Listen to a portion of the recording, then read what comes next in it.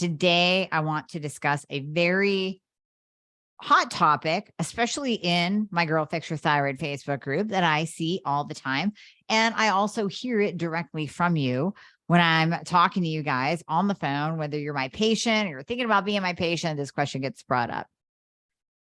How do I know that I need thyroid medication, or do I need to be on thyroid medication the rest of my life?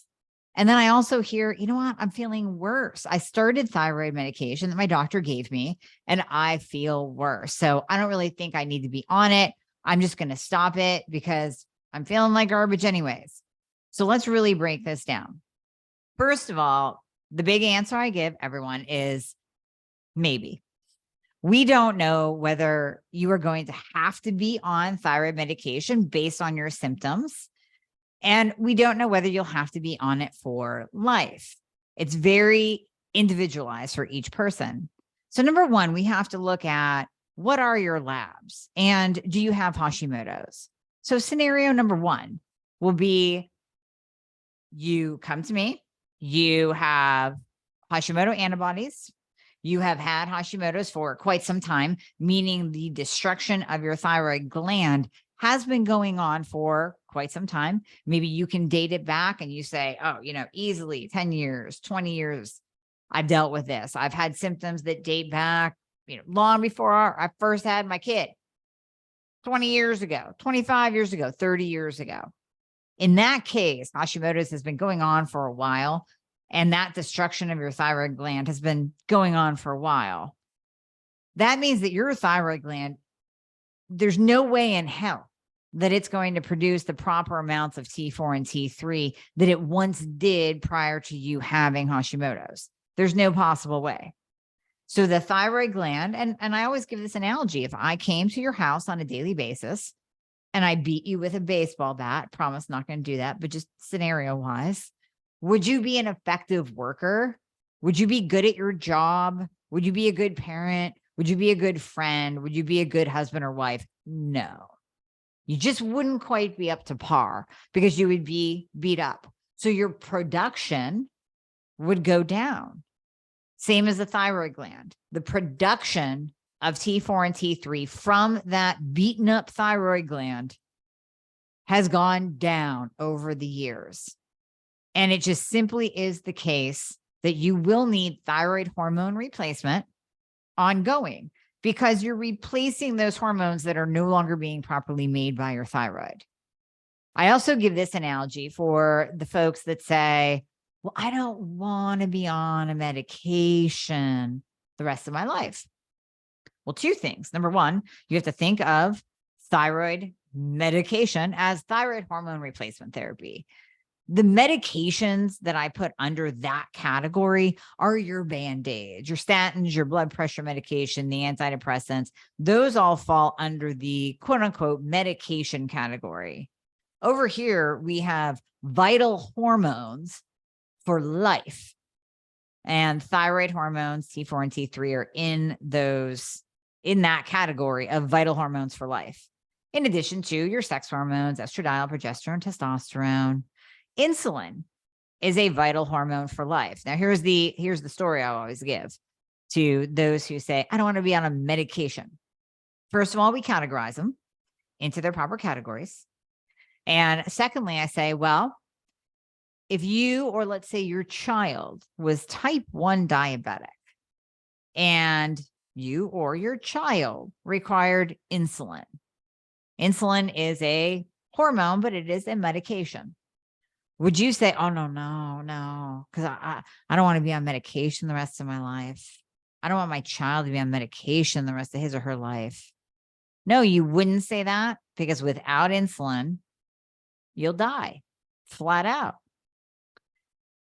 You're not going to decline an essential hormone that is needed for life. So why are you declining thyroid hormones that are needed for life? Now, listen, if I removed your thyroid gland and I withheld thyroid hormones, would you eventually die? Yes. It would be long. It would be slow. It would be very painful because multitude of organs and systems would shut down that the thyroid gland controls. Same with insulin. You're not going to go without it. Might be a very fast death. I know that sounds so morbid, right? But I want to get this through your head that you are replacing vital hormones needed for life. So you need to properly look at this situation and at the different scenarios. And now just hold on. You might still fall into the scenario where you don't need it, but you have to really reframe your thinking around thyroid hormone replacement. Okay, so there is that scenario where we would say, listen, you've been dealing with this for many, many years. It's time to replace those hormones that your poor thyroid gland just is not going to make. And no, there's no amount of nutrients or magnesium or selenium or even iodine that is going to bring back your thyroid gland. Yes, you can reduce your thyroid antibodies. So you can use Hashimoto's fixer.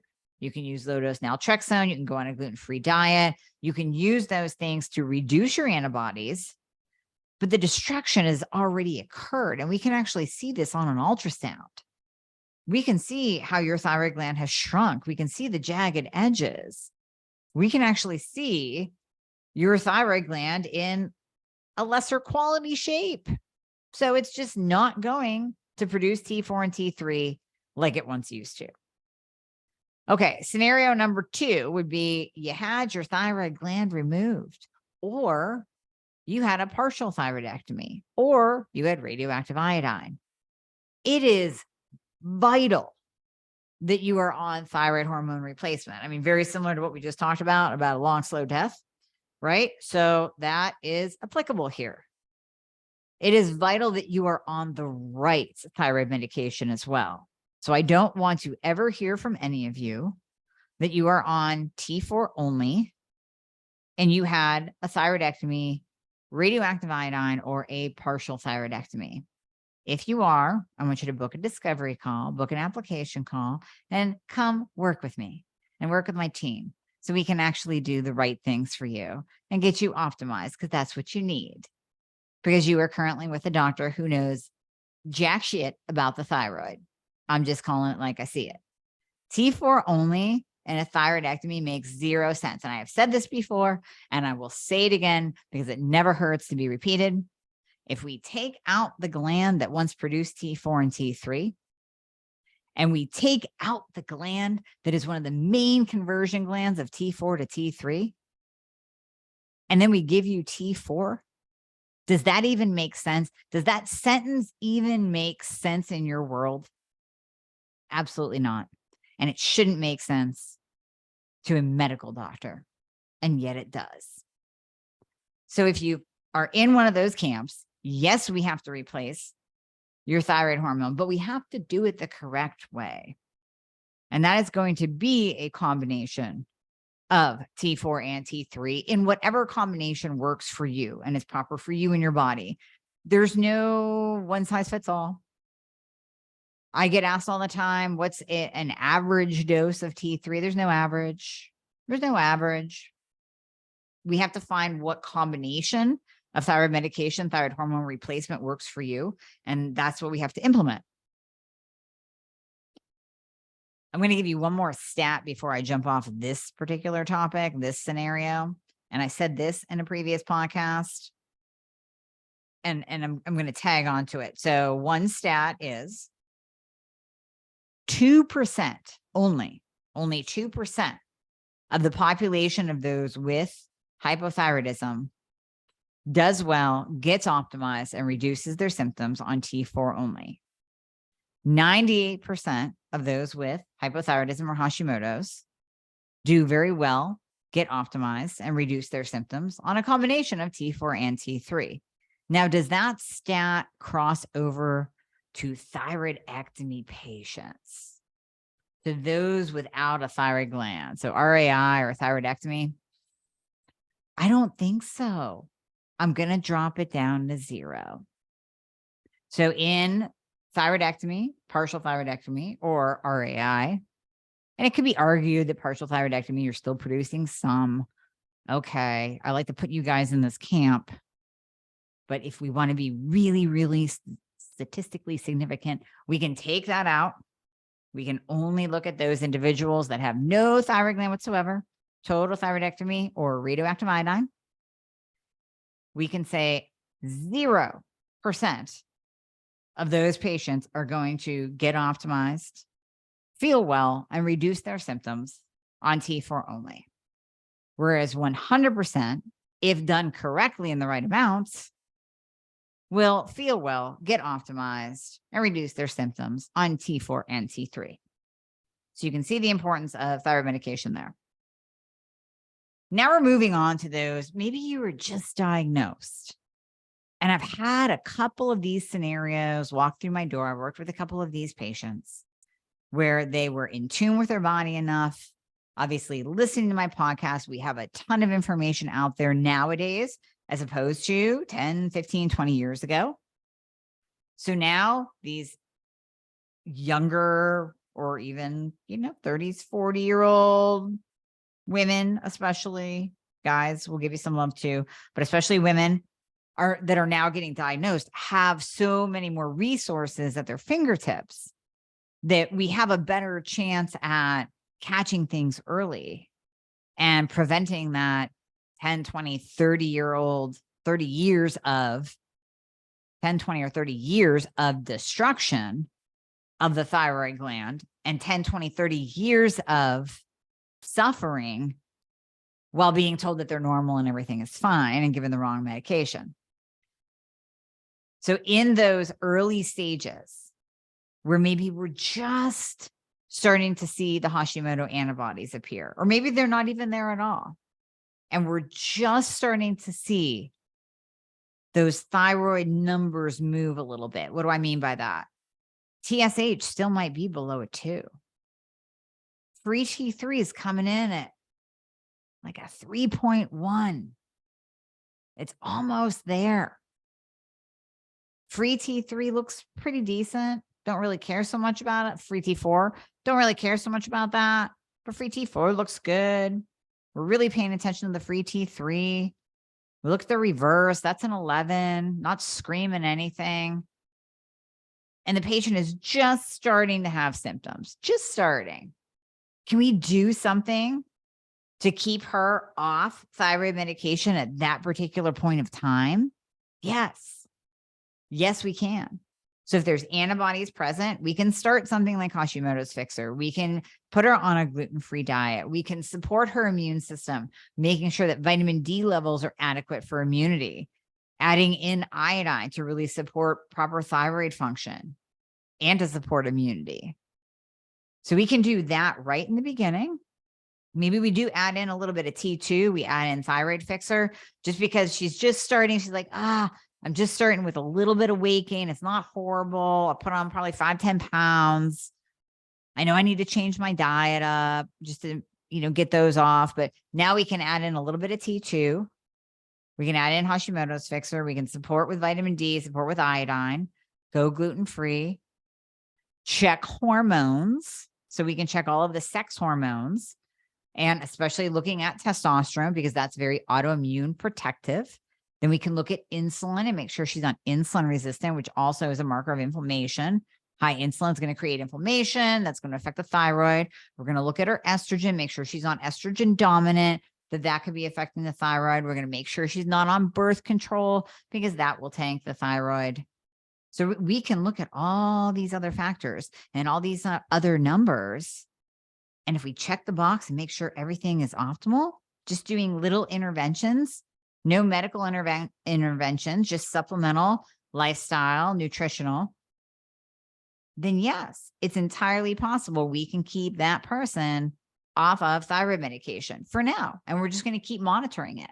She could go her whole life without it. Or she might just, go another 5, 10 years and then something happens in life. I mean, even something as simple as a pregnancy, which is a stressor. It's a good stress, but it's a stressor. Or some major stressors like we all tend to hit 40s, that's when we're taking care of our parents and we're moving and God forbid going through divorces, changing jobs. Life and shit starts to happen then. And maybe that's when it hits the fan for her, and then the medication comes in. Or maybe not. She might make it her lifetime without needing it because it was caught early and interventions were done early.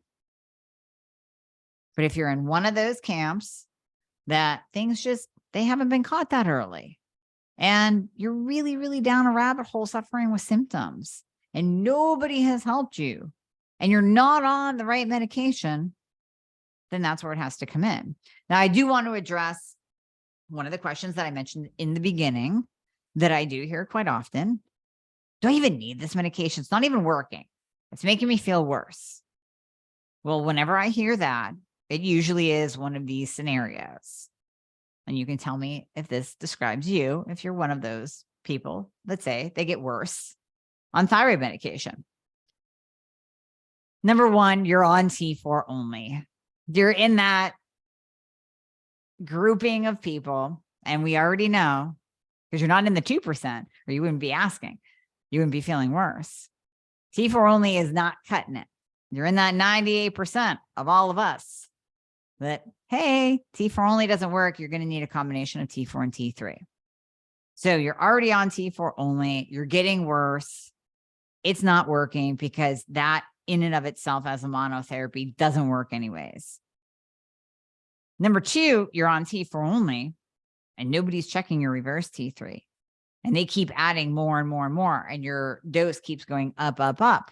And with every dose change, you get worse. Well, that's because you have conversion issues. And if anybody bothered to check your reverse T3, it would most likely be above a 12. It'd be high. But remember, you can also have conversion issue symptoms long before the reverse catches up to it. In the case of myself, I share this quite often. I am T3 only. If you give me a small amount of T4, I will get worse immediately, quickly, and long before the reverse T3 goes to the point where it crests a 12, and I would say that there would be issues. Now, my symptoms will come on long before that. So it could be that you just keep increasing your T4 and nothing's getting better because you have conversion issues. Another very, very common scenario that I see that I actually made a mini video this week are for those people that are on a teeny little amount of T3 or a teeny little amount of thyroid medication. So first of all, we'll address the teeny amount of T3. So you were lucky enough to learn enough to go back to your doctor and ask for T3. Doctor gives you some T3. You're excited because finally, after years of T4 only, now you have some of this powerful active thyroid hormone to add to the mix. And you leave feeling empowered. But unfortunately, that prescription is only for 5 micrograms once a day. Maybe it's for 5 twice a day, but there's been no discussion of increasing that T3 ever. There may have even been something said during your appointment that, oh, just so you know, this is as high as I go. I don't go above XYZ micrograms of T3. That's a problem. That's a big red flag for you, by the way. Yes, you got your T3. Go ahead, take it and run. But here's the problem. You're going to take that T3 and you're going to feel better for a short amount of time. And then you're going to go right back to your hypo state and all your symptoms will come back. Possibly worse than they were. At least you have a little bit of T3 in the mix. But T3 is very powerful. And if given, it will. Now, this isn't the case if you don't have a thyroid, but if you still do have a thyroid that's trying to pump out some T4 and T3, now your TSH is going to become suppressed and there's a negative feedback loop that occurs. So your thyroid gland isn't going to produce any thyroid hormone on its own anymore. So if you were getting a little sputtering, right, from your thyroid gland, now you're taking just enough T3 to shut that down, but not enough T3 to optimize you. Now, this is also what we see when someone is given a small amount of Armour thyroid, which is very common, 30 milligrams. I've seen 15 milligrams twice a day. I've seen 30 milligrams once a day. I've even seen 30 milligrams twice a day, which is still a very, very low dose. And it's still just enough, once again, to have that negative feedback loop occur. Your thyroid gland stops producing thyroid hormone on its own. It's just enough to shut that down. And it's not enough at all to supplement the thyroid hormones that you need in your body to do their job, to run the show, to run your body, to give you a metabolism. So that's another huge issue that I see. And this is why I say over and over again, because it amazes me, but it doesn't. I want to say it kind of never ceases to amaze me at the stupidity level that I see out there in the medical system and in functional and integrative. You can't just go to a functional or integrative practitioner and they have that label slapped on them and think that you are going to get proper thyroid treatment. You're not. This is a beautiful, nuanced art. And it takes experience and research and years of doing this over and over again, seeing cases over and over again, like I have, to really dial it in and know what someone needs and get someone on the right path. It is a very, very nuanced art. So if you are with a practitioner, doctor, nurse practitioner, whatever, integrative, functional, and they have you on and you're falling into that category, they have you on this tiny little dose, you're just getting a little bit of T3, you're on just a little bit of Armor or a little bit of NP thyroid, you're going to feel worse. I will tell you that. Now, the answer is still, do you need the medication? Yeah. Yeah, because now you've just been given enough medication to shut your own thyroid down. You need more and you need the right kind. But for most of you that are falling into the, yeah, you need the medication category, we didn't catch it early enough. No, you're not going to diet your way into better T3. You're not going to gut health your way into better T3 either, by the way. So please don't fall for the, we're just going to heal your gut and your thyroid will be fine. No, we're just going to heal your adrenals and your thyroid will be fine. No, it'll help. It's not going to produce more T3, just healing the adrenals. Might make the T3 work better. You know, that 5 micrograms that you just got, it's enough for my cat, my dog, your cat. I'm a dog person. So you got the 5 micrograms. That's enough for my dog or my pinky finger. But it's not enough to run your body. So if you're in that camp, we need to get you out of that camp and on the right treatment program, on the right treatment protocol. But you're probably not going to go back to doing things naturally.